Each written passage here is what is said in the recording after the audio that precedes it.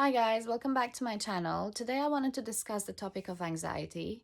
Now this is a biggie. I've had so many of you message me about this and wanted to discuss it, but I will definitely go more in depth on this topic, both anxiety and depression, at a later date. But for the time being, I just wanted to give you guys a couple coping mechanisms to maintain and manage your anxiety, especially now that we're safe at home and we have so much time with our thoughts and in our heads. People who suffer from anxiety and even people who don't, the overthinkers, this could be the time that your anxiety is triggered a lot more.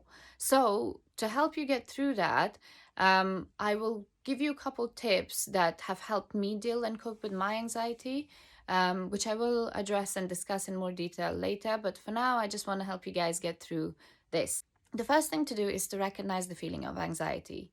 Most people who suffer from anxiety, it starts off from the morning. So the minute you open your eyes in the morning, you feel like someone's holding you like this by the throat, or they're sitting on your chest and not letting you breathe. It's a horrible feeling, and this feeling of sadness and despair just washes over you and it takes over.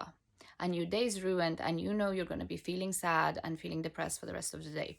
So the important part, and that could happen throughout the day, like I said, some people may have it in the morning, some people may have it later on in the day, and that feeling just comes over out of the blue.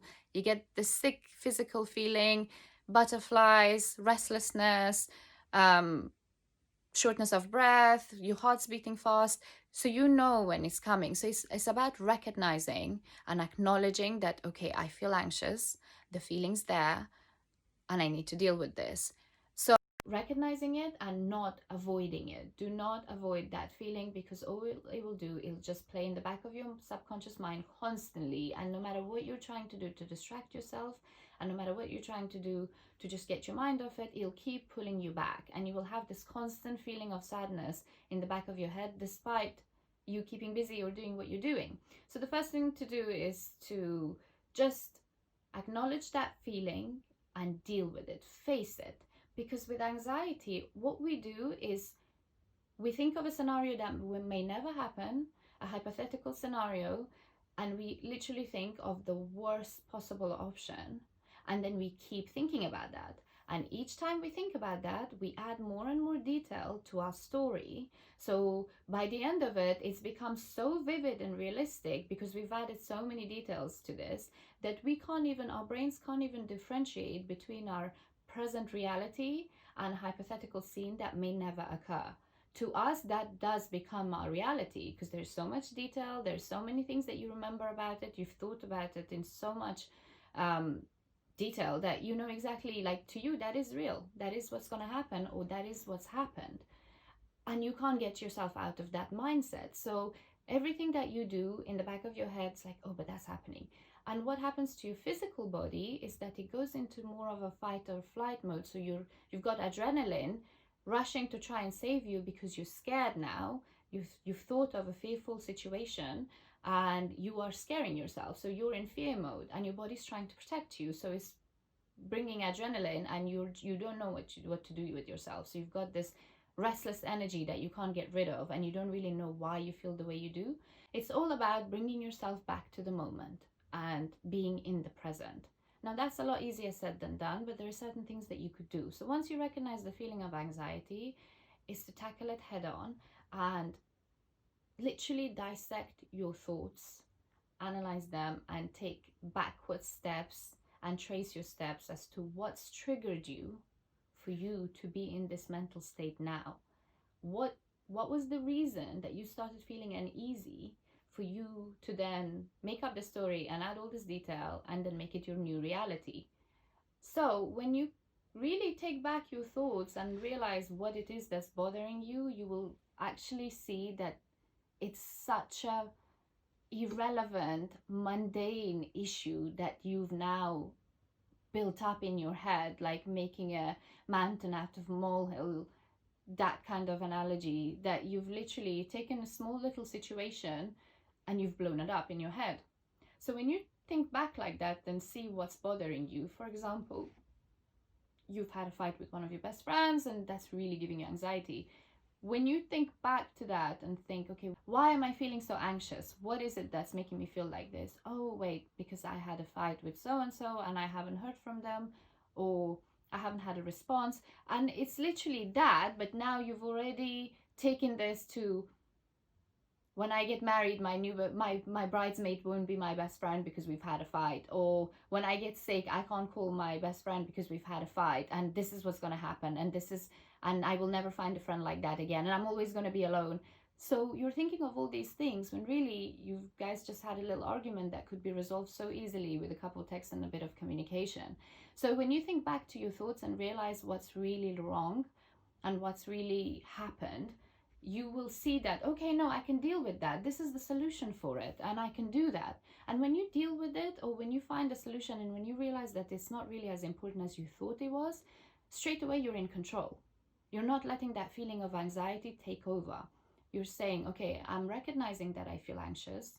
Let me see why I feel anxious. Oh, this is why I feel anxious. What am I going to do about it? I'm going to do this and this to make me feel better. So you're in control. Anxiety isn't, you are. That's the first thing. The second thing to do is to try and understand that anxiety is a sickness. It's not a mood swing.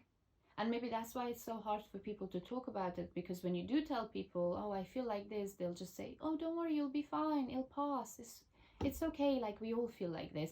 No, people who suffer from anxiety, it is a sickness, it's not a mood swing, and it needs to be treated like that, like a sickness. So no, it will not be okay, it's not going to go away, and it needs to be dealt with and addressed and talked about. So don't beat yourself up. Don't feel guilty if you're feeling sad. If you have everything, like with the situation that we're in right now, and if you're feeling anxious, it's really easy to think, oh, what about the people that are homeless? Or what about the people who have underlying health conditions? I'm fortunate to be in my home and I have food on the table. It's good to be grateful, it's good to acknowledge what you have, but at the same time, if you're suffering from anxiety, you don't really think like that. You feel guilty, and you beat yourself up for feeling down. You think, okay, I have all of this in front of me, why am I so ungrateful? Why do I feel like this? Why is this happening to me? Why am I sad when I don't really have big reasons to be sad about? And that's important to understand, that you cannot beat yourself up for that. You've got to be kind to yourself. You don't have to be perfect at everything. You don't have to be happy and grateful 24 hours a day. It's the fact that you're acknowledging that you have all those things. You already know, you already are grateful. So if you're feeling sad, it's not because you're unhappy with the things you have or the life that you're living. It's just that you can't figure out why your head isn't allowing you to be happy. And that's okay. It's okay to feel down. And anxiety is just self-punishment, and you need to get out of that mindset and punishing yourself for feeling low. So be kind to yourself. That's very important, to accept the state that you're in and understand that it is a sickness, and I'm going to deal with it. Like, I'm not going to beat myself up for being sick. Next thing is to breathe through anxiety. So like I said, it's a feeling, it's your body's in adrenaline mode, and therefore your heart's beating fast, you have chemicals released in your body. You need to calm your physical state down so that you could calm your mind down. And in order to do that, you need to breathe through it. Breathing is very, very important. I know it seems like airy-fairy and silly, like, okay, yeah, I breathe anyway, so how is that going to help me when I have anxiety? But it really does. If you take deep breaths and regulate your breathing, you're actually regulating your physical state, and that affects your mental state. So again, it's about control. When anxiety takes over, you feel like you're losing control of your life and your emotions.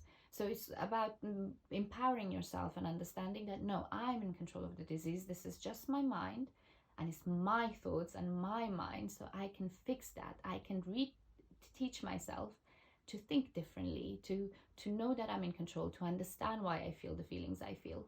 So breathing through is important, and a good way to do that is to meditate. I cannot stress enough how much meditation has helped me, and how much meditation generally makes me feel better, and how much I would recommend it, especially for people who deal with depression and anxiety. Because what meditation does, because you're concentrating on your breathing alone and you're not trying to think of anything else on the outside, you're letting your mind rest. Even if it's for 5 minutes, even if it's for 10 minutes, you are giving your mind and your thoughts a breather, because all you're doing is concentrating on your breathing so you can't think of other things. And it's like a reset button. It literally refreshes you. So like I said, if you wake up in the morning, you just face it and you tackle it as it is. But if throughout the day you feel like the anxiety is coming back and you feel like that again, then try and take 10 minutes to aside, sit in a quiet place and just ground yourself, bring yourself, centralize yourself, and bring yourself to the present moment. Understand that no, this is my head, I'm thinking of things that will not happen, and I right now none of that is important because I'm here in my home safe, and this is what's in front of me, this is what I need to deal with. So meditation helps you do that. So if you could meditate, you're literally resetting your thoughts and your brain for the next 24 hours. So try and implement the practice of meditation for at least 10 minutes a day, and you will see a huge change in the way you feel and the way you think about things, because you're calmer, you're resting your head, you're resting your mind. So it's just a more of a clean slate. And lastly, exercising.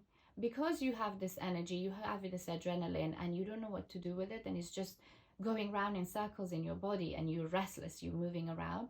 The best way to get rid of that, and again, bring your body in the resting state and the state that you should be in, not this fear of fight or flight mode, then is exercising. So a brisk walk or anything physical. If you could play some music and dance, that's a great way to boost your hormones and make yourself feel better. Music plays a big part on your mood, so you can just play some music and dance around and get the energy out, and or run, jog, whatever it is that you like to do to just burn off that energy. It's a huge help when you suffer from anxiety to try and apply that.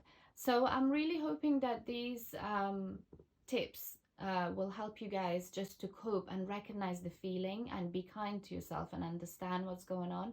Because a lot of the time that people that suffer from anxiety don't actually know what's wrong and don't know why they feel the way they feel. And again, that self-punishment comes along as to why do I not know? Why do I feel like this? So when you recognize the feeling and you understand it, when you know what's wrong, then you know how to fix it. But it's really difficult fixing something that you don't know.